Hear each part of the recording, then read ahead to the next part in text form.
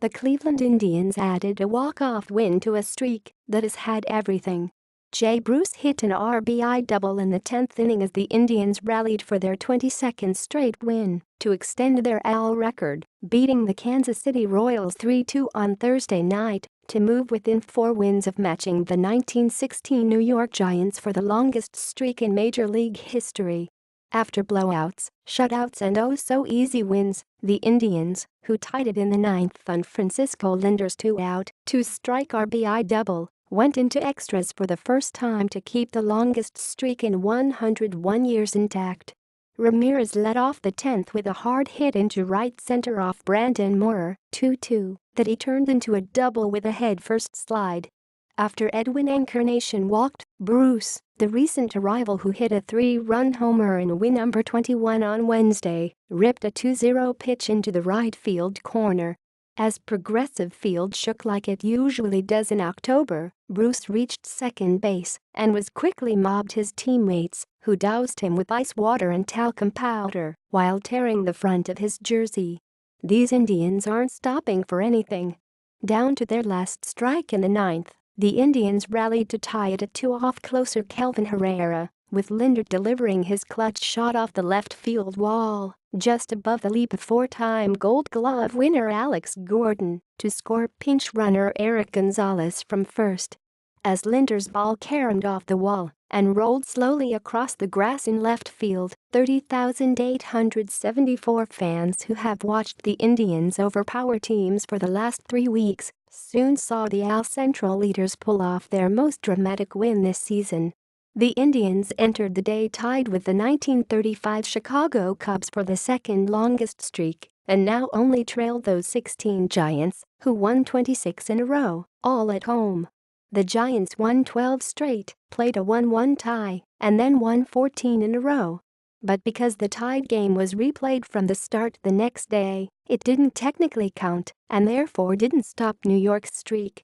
Unlike many of Cleveland's games over the past 3 weeks, this one required a little late innings work by the Indians, who have outscored their opponents 142-37 during this unimaginable run. With 1 out in the 9th, pinch hitter Tyler Naquin singled to left off Herrera, who then got rookie Francisco Lindor to bounce into a force. But Lindor, the blossoming superstar shortstop who has been Cleveland's best hitter throughout the streak, came through with his double. Cody Allen, 3-6, worked the 10th, and it wasn't routine as Brandon Maurer led off with a shot to the wall that Naquin caught while pinned up to the bullpen fence. On top of getting another win, the Indians also got top reliever Andrew Miller back. The All-Star came into a rousing ovation in the 7th and gave up a pair of bloop singles around a strikeout before getting an inning-ending double play. It was his first appearance since August 21, when Miller's knee tendonitis flared up during an appearance against Boston and he went on the DL for the second time. The left-hander will be brought back slowly by the Indians, who want to make sure he's ready when the games become more meaningful in October. Indians manager Terry Francona has been guarded in making comments about the winning streak. He didn't want to make too much of it while his team makes another run at ending the Indians' 68-year World Series title drought. However, before the game he revealed that his father, Tito, an outfielder for Cleveland in the 1960s, was excited, and he doesn't get very excited very often, so I thought that was kind of cool.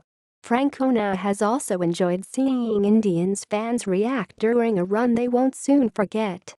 "You set out to win every game, that's the objective every time you show up," he said.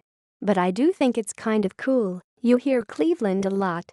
If people are walking around with their chest out a little bit, I'm glad, because I like it here, and I like the people here. So I think that's maybe a byproduct of this. It's not going to help you in the standings, but it's good for Cleveland. Anything like that, I think it's terrific. Cleveland has even more to be proud of now."